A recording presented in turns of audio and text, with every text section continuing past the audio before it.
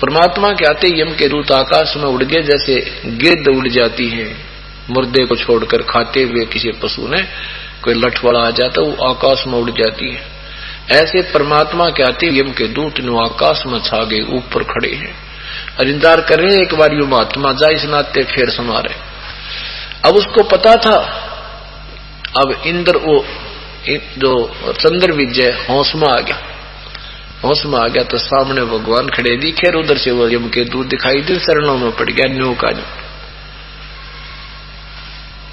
क्या कहता है, भगवान मेरी रक्षा करो, मुझे बचा लो मेरे परमात्मा, मेरे से बहुत गलती बन गई। परमेश्वर ने कहा कि इंद्र चंद्र विजय मेरे से अगर रक्षा तू चाहता तो नाम लेना पड़ेगा। आज भी वही बात है जो उस दिन नियम थे, आज वही नियम है, अगर सारे स्वीकार करता हूं। अब कहते मरता क्या नहीं करता, पता था युवराज भी गया या गुटी भी गई, ये खड़े लठले नहीं यार, अब ये समारे भी गई। अब फिर आंख खुल गई, कहा जो तुम कहोगे मैं वही कर लूंगा, जो कहोगे प्रभु वही करूंगा।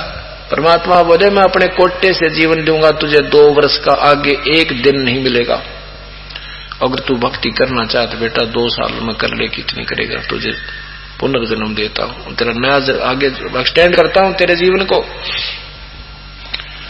परमात्मा ने नाम दिया, प्रथम नाम दिया, द्वितीय मंत्र दिया कुछ दिनों के बाद, और उसने तो फिर रटना लगा दी। वो 2 साल जो के उन्हें दिखाई देते थे कि एक्सटेंशन है अब तो ये।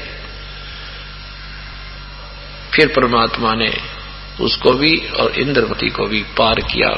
बोलो सतगुरुदेव की जय। डसी सर्प ने जब जा पुकारी, इंद्रमती अकुलाय। डसी सर्प ने जब जा पुकारी, अकुलाय आपने तुरंत करी सहाय। बरोली मंत्र सुनाने वाले आपने तुरंत करी सहाय। बरोली सुनाने वाले धन धन सद्गुरु सत कबीर। भक्त की पीड़ मिटाने वाले, भक्त की पीड़ मिटाने वाले, भक्त की धन धन सतगुरु सत कबीर। भक्त की पीड़ मिटाने वाले सत साहेब। इस प्रकार परमात्मा अपनी प्यारी आत्माओं का उद्धार करते हैं, चारों युगों में आते हैं। कबीर देव, कबीर परमेश्वर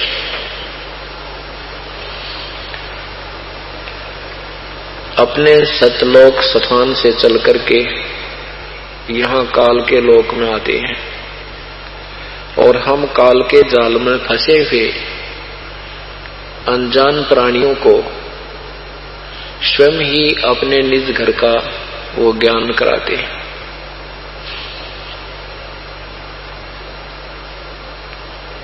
ये जो सत्संग 5 दिवसीय समागम चल रहा है,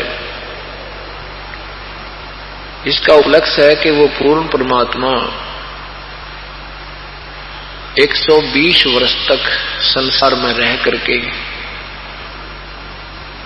इस कलयुग में और सह शरीर सतलोक गए थे, प्रस्थान किया था। उस परमात्मा का सब नहीं मिला था लाखों दर्शकों के सामने। और जब तक परमात्मा रहे, इन कथित विद्वानों को, जो ऋषि महर्षि संत वेदों के ज्ञाता प्रसिद्ध थे, उनको कोई जवाब मालिक के सामने नहीं आता था।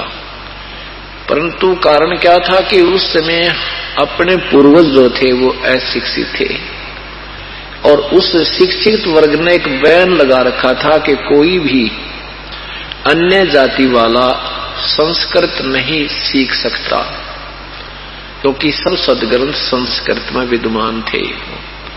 कोई उन्होंने बैन लगा दिया था कि कोई भी अन्य व्यक्ति ब्राह्मण जाति के अतिरिक्त कोई भी अन्य जाति वाला संस्कृत भाषा को नहीं सीख सकता, नहीं पढ़ सकता, क्योंकि उनको मालूम था कि इनको पता लग गया, अन्य व्यक्तियों को संस्कृत का ज्ञान हो गया तो तुम्हारी पोल पाट जाएगी, तुम्हारा पर्दाफाश हो जाएगा। क्योंकि परमात्मा रोज कहा करते थे कि ये झूठ बोल रहे सारे, इनको ज्ञान नहीं वेदों का, ये गीता जी के विषय में नहीं जानते हैं, ये उल्टा पाठ पढ़ा रहे हैं तुम्हें। परंतु उस समय उस परमात्मा को जिसको अशिक्षित माना जाता था, उस समय उनकी बातों का असर होना भी संभव नहीं था। परंतु उस परमात्मा ने उस चीज से कोई लेना देना नहीं था, वो अंतर्यामी थे, जाने थे कि अब ये मेरी बातों का असर नहीं होगा, परंतु आने वाले समय के लिए एक ऐसा बीज दूंगा कि जब ये समाज मेरे बच्चे शिक्षित होंगे ना, इन सब की धज्जी उड़ जाएगी। मैं जो आज बोल रहा हूं 600 साल पहले, वो मेरी बातें ये इसमें 20वीं और 21वीं सदी में क्लियर होंगी, स्पष्ट हो जाएंगी। फिर धिक्कारेगी दुनिया इन नकली संतों और ऋषियों को, और मेरे बच्चे मुझे पहचान लेंगे कि परमात्मा 600 साल पहले यही बात कहा करते थे, जो नकली संतों और ऋषियों ने आगे ऊपर नहीं आने दी। फिर मुझे समझने में देरी नहीं लगेगी, अब कोई देरी नहीं है। अब तो जिसने भक्ति नहीं करनी है, बकवाद करनी है, तो बेशक ना लगो मार्ग पर, नहीं जिसने भगवान चाहिए उसके लिए कति निर्णायक ज्ञान है, सीधा रास्ता हो गया, इसमें कोई संशय नहीं रहेगा। तो इस ज्ञान को एक बार सुन लेगा।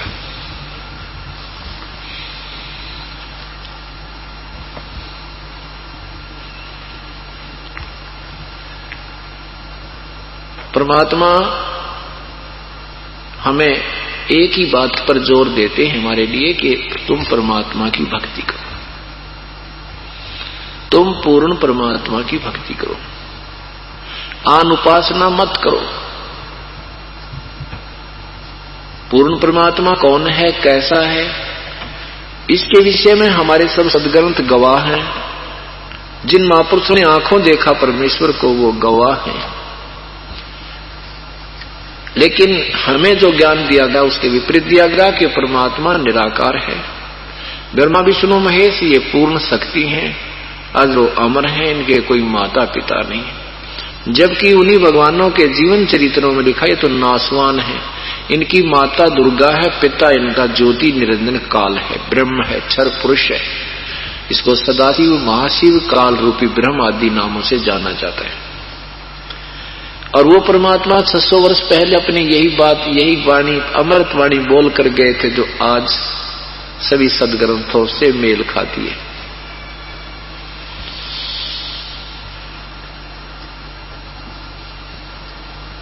परमात्मा ने कितना कठिन प्रयत्न किया हम अनजान बच्चों के लिए, क्योंकि मालिक को पता है कि ये बिल्कुल नादान है। चाहे यहाँ कोई प्रधानमंत्री बन रहा है, चाहे राष्ट्रपति, चाहे सारी पृथ्वी का पति, चाहे सुरपति बना हुआ, इनको ज्ञान कति नहीं।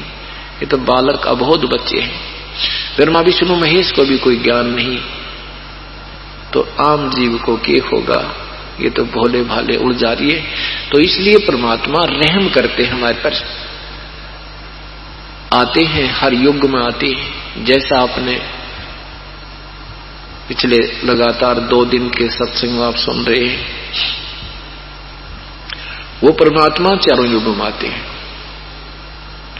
त्रेता में मुनिंदर नाम, सतयुग में सत्सुकृत नाम से, त्रेता में मुनिंदर नाम से, द्वापर में करुणा में नाम से, और कलयुग में परमेश्वर कबीर नाम से प्रकट हुए थे, कबीर नाम से। जब परमात्मा कबीर नाम से प्रकट हुए थे, उनके बारे में अभी तक नाना प्रकार की भ्रांतियां फैला रखी थी। कोई कहता था वो विधवा ब्राह्मणी के जन्म लिया था, वो शर्म की मारी कहीं डाल आई थी। अरे नादानो, तुम इतना जानते हो कि किसी विधवा ब्राह्मणी से उत्पन्न हुआ था, तो उस बहन का नाम बता दे, उसके पिता का नाम बता दे, उसका पति किस बीमारी में मरा था, न्यो भी तो बता देते। ये अटकल लगा रखी थी इन्होंने। हे भगवान, कैसा जुल्म कर रखा था। लाल को कौड़ी बना रखा, भगवान को तो शैतान सिद्ध कर रखा, और जो जन्म मृत्यु के अंदर हैं उनको भगवान पूर्ण पुरुष मान रखा था।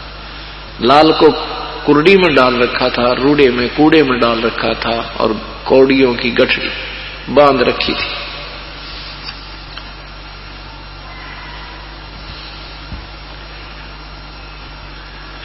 परमात्मा जब कलयुग